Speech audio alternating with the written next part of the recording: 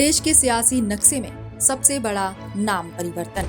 राजभवनों के बोर्ड के नाम बदल रहे हैं, साथ ही बदल गया है अब प्रधानमंत्री ऑफिस का नाम भी, और सत्ता के गलियारे में उठ गया है तूफान। कभी राजभवन कहलाने वाले ये भवन अब नए नामों की छतरी तले खड़े हैं, और इसी कड़ी में पीएमओ का नाम सेवा तीर्थ होगा। क्या ये बदलाव सिर्फ नामों की फेरबदल है या फिर कोई बड़ा संदेश? विपक्ष इसे संस्थाओं का सांकेतिक पुनर्गठन बता रहा है, जबकि सरकार इसे नई भारत की नई पहचान, और जनता के दिमाग में सवालों का तूफान। क्या नाम बदलने से काम बदलेगा या सिर्फ राजनीति की गर्मी बढ़ेगी? दरअसल नाम बदलने की प्रक्रिया कोई नई नहीं है।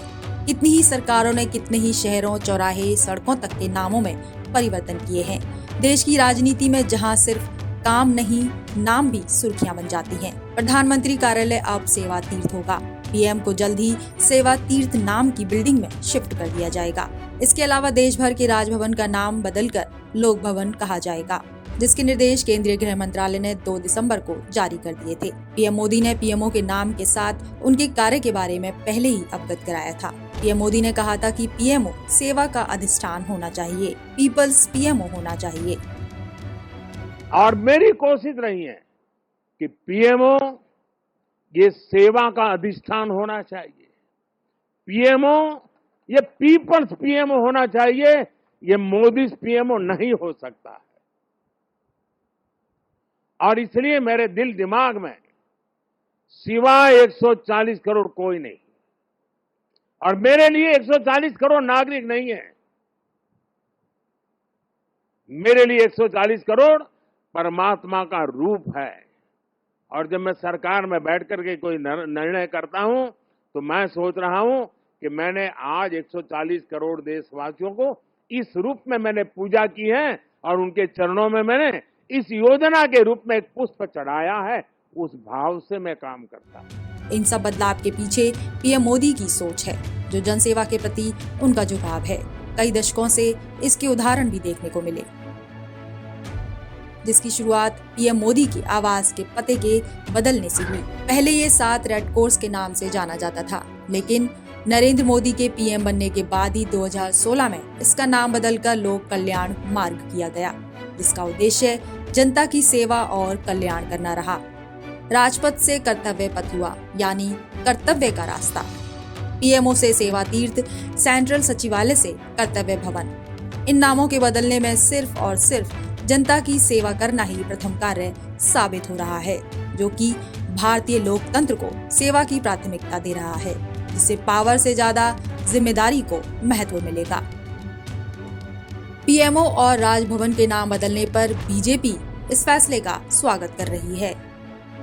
लगातार 25 साल से बिना किसी छुट्टी लिए हुए गुजरात से लेके देश की जनता की सेवा ही कर रहे हैं। प्रधानमंत्री की शपथ लेने के बाद उन्होंने अपने आप को प्रधान सेवक के रूप में देश में प्रस्थापित किया था, और लगातार वो जनता की सेवा ही कर रहे हैं। आज पीएमओ कार्यालय को भी सेवा तीर्थ नाम देकर, जो उनका मूल मंत्र है, सबका साथ, सबका विकास, सबका प्रयास और सबका विश्वास, उन पे वो अड़ग है। और आने वाले दिनों में जनता के लिए काम करने वाला प्रधान सेवक सही रूप में देश में काम कर रहा है, वो प्रतीति जनता की, देश की जनता को हो रही है, और इसीलिए उन्होंने ये नाम दिया गया है। एक तरफ जहां बीजेपी में पीएम के कार्य की सराहना हो रही है, तो वहीं दूसरी तरफ विपक्ष इस पर कटाक्ष कर रही है। कांग्रेस नेत्री सुप्रिया श्रीनेत ने सरकार पर तंज कसते हुए इसे अडानी से जोड़ दिया। सुना मोदी जी पीएमओ का नया नाम रख रहे हैं, सेवा तीर्थ।